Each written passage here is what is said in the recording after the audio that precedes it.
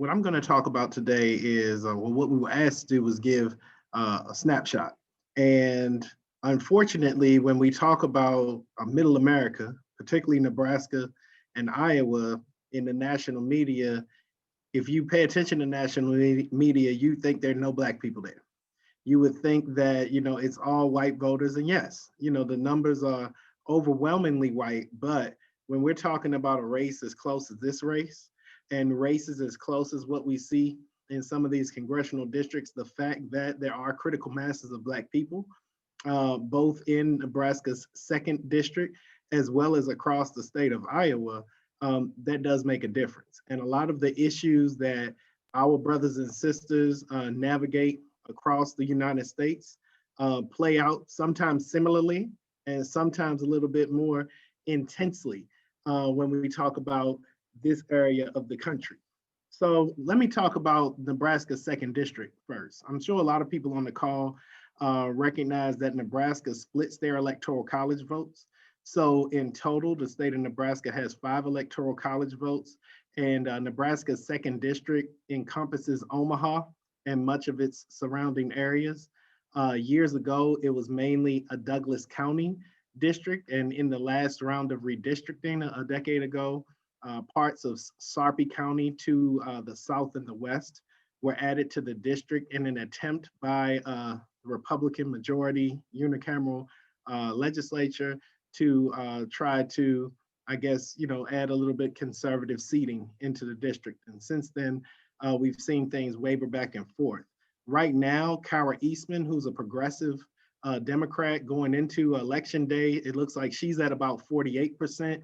And the Republican incumbent, Don Bacon, who is, he is in line with Trump, a Trump Republican, he's at around 51%. So they're really close to that margin of error. And the last time that they squared off, it was the same 2 candidates 2 years ago, and there was a 2% spread between them with Bacon winning. And that was the same spread that we saw between Trump and Clinton in this district.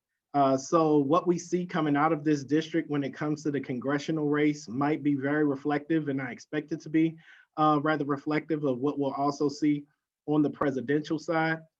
Now, when we talk about the Black population here, within the district, we're talking about around 10%. When we talk about the city of Omaha, you're getting over 10%, but the state of Nebraska is only 5% Black folks.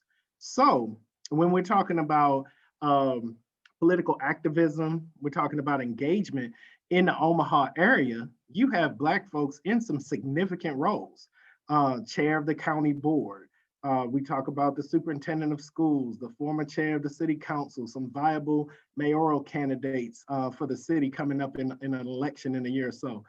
So there's no shortage of Black people with political voice. And being that it is a small, concentrated Black population, there's a lot of connectivity among people who are leaders within industry, leaders within education, leaders within politics. So the things that the national media really doesn't see here is that connectivity, is the fact that there is some sway that can be had in really capturing the hearts and minds and the intentions of Black people. And within some of the spaces that Black people occupy in this Omaha metropolitan area, they're going to be able to influence people who are not Black. Because you're talking about different races that folks are running for, different ways in which people are organizing. So just this summer, there was uprisings here. And obviously, as was the case across the country, uprisings were participated in by way more than just Black folks, probably more Black folks than other people. And we ended up having, some people may have heard of it, a young man by the name of James Scurlock, who was killed by a white business owner in downtown Omaha, actually a few blocks away from where I live. And there was a whole fiasco about no charges being made against the white man who shot it and made national news. And then later on, through protests, a Black special prosecutor was brought in. And before the trial could start, the man committed suicide. There were lots of calls against the Douglas County attorney in terms of him not charging at first, not really following through. And as a result, he had a press conference and switched parties from the Democratic Party to the Republican Party. He did a full-throated law and order endorsement of President Trump. And these are the dynamics that we're dealing with here. So these are the dynamics that sometimes may push progressive whites to the polls, that may motivate some of the conservatives, that may get Black folks who otherwise may be disengaged a little bit more engaged. I mean, we have Pete Ricketts as the governor of the state of Nebraska, and he's part of the Ricketts family, very closely tied to the Trump enterprise in terms of the Trump campaign. And just this summer, he decided to use his veto power to veto a natural hair bill.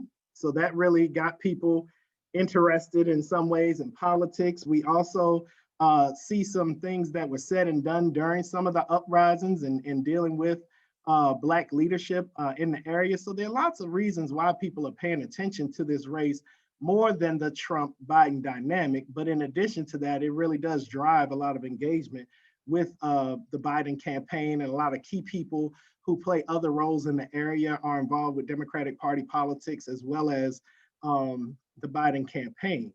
So early voting in the state of Nebraska, one of the things we see across the country when you have a high white population, a lot of times we end up seeing a little bit less widespread voter suppression. So early voting, even before COVID, was pretty accessible here in Nebraska, and that is maintained. And so we'll see how things turn out, because like I said, within this second district for this one electoral college vote, which is very important, you all may have seen President Trump came a few days ago and had a rally at the Omaha airport and left hundreds of people out in the cold, and that's been the talk of the town. And so we'll see how all of these things impact. Flipping over, and I wanted to give you all just a quick peek at Iowa with the last minute that I have. In Iowa, the thing that everybody needs to remember is that there are Black folks in Iowa, and that we have Black folks in the Des Moines area. There are Black folks in the Davenport area, which is the eastern part of the state. You have Black folks in the middle, in Iowa City, Cedar Rapids, a few other places. And when we're talking about, as I said earlier, a race as close as this, the fact that they are connected, the fact that they are active, those few votes can make a big difference when you start looking at the polling. Right now, when we're looking at Biden and Trump, pretty close. They're a couple of percentage points apart, with Trump about 1 percentage point up. The same type of thing, well, when we look back at Nebraska, Biden's up a little bit more. But over in Iowa, it's really close. So those few enclaves of Black people can really make a difference. And in both of these states, through this COVID pandemic crisis situation, the Republican leadership in each state has not done too much to really build trust or connectivity with the Black community in terms of really fighting against mandates and other public health measures. So it's not like one of those October surprise or pandemic surprises where, hey, just because of great handling of the pandemic, you see Black support shifting over to the GOP. That hasn't been the case. So, I mean, I hate to finish like this, but we're gonna have to sit and see, y'all. But just know that there are Black folks out here with voices who are active. So thank you for this opportunity, and I'll pass it to the next.